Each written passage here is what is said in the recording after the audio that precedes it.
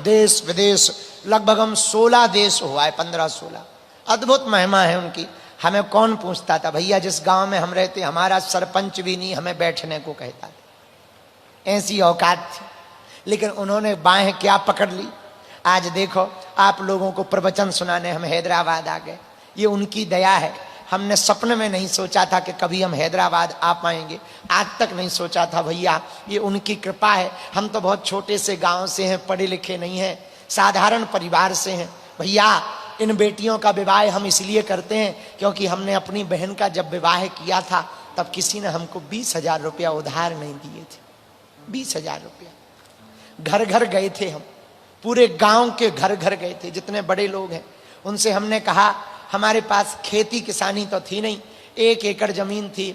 हमने कहा ये आप गिरवी रख लो, 20,000 रुपया दे दो, हमारी बहन का विवाह है। 20,000 रुपया किसी ने हमें उधार नहीं दिए थे। भाई उसी गांव में जन्म हुआ। जिस दिन हमारी बहन का विवाह हुआ था, बारात आई थी, उस दिन भोजन की भी ठीक से व्यवस्था नहीं थी, पर जो रिश्तेदार मिले वो बड़े सज्जन थे, उन्होंने कुछ नहीं बोला। तो जब हमारी बहन का विवाह हो रहा था, हम द्वार पर खड़े रो रहे थे, तब हमने प्रण लिया था कि हमने अपनी बहन का विवाह तो ठीक से नहीं कर पाए, लेकिन कभी भगवान यदि हमको सफल बनाएंगे तो अब किसी भी बहन का विवाह, भारत की बेटी का विवाह ऐसा नहीं होगा, हमेशा भव्य होगा। और भैया बेटियां घर पे हो तो श्राप मत समझना, वरदान समझना।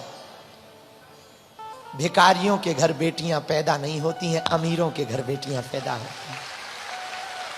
जिनका दिल अमीर होता ना, उनके घर बेटियां पैदा। और पुत्र तो एक वंश की महिमा बढ़ाते, बेटियां दोनों खानदान की महिमा बढ़ाती हैं। हाँ भैया, बेटी के विवाह को चाहे जितने दिन हो जाएं, हम बेटियों की ममता को जानते हैं।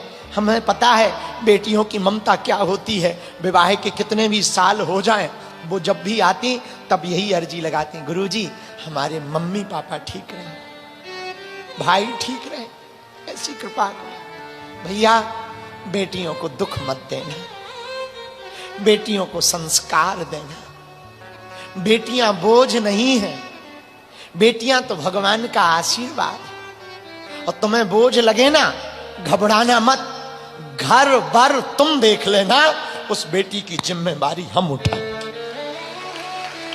हम भले ही और कथा कर लेंगे, हमें धाम छोड़ा नहीं जाता, मजबूरी है धाम से बाहर निकलना, हम बाहर नहीं आएंगे। आज हमको ये अंजनी हमको बैठे थे गाड़ी में, तो हमसे कह रहे थे गुरुजी आप सबसे क्यों मिलते, आप इतना टाइम क्यों देते। हमने कहा बेटा सब हमारे अपने हैं, हम 2-4-10 को मिल लेंगे, किसी का भला हो जाएगा तो वो कोई ना कोई सहयोग कर देता है, उससे एक बेटी का घर बस जाता है, उससे एक बेटी का भला हो जाता है। तो हम यही कहना चाह रहे भैया, जीवन में बेटियां श्राप नहीं वरदान है। और हमने तो जो दिन देखे सो देखे।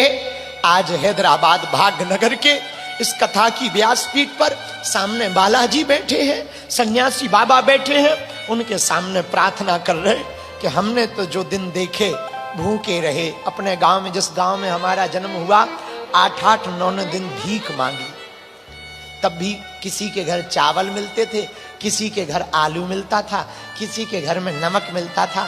तब हमारी माताजी है, पिताजी है, छोटी बहन है हमसे, पूरा परिवार है, भाई भी है, पूरा परिवार रहते हैं उसी घर में। आज जरूर लोग आरोप लगाते रहते, न जाने क्या क्या कहते रहते, न जाने क्या क्या बोलते हैं भैया, लेकिन एक बात बोले, हमने कभी भी स्वस्वार्थ नहीं देखा। जब से इस धर्म के मार्ग पर आए हैं, इतना ही देखा, भारत का और हिंदू का भला कैसे हो जाए।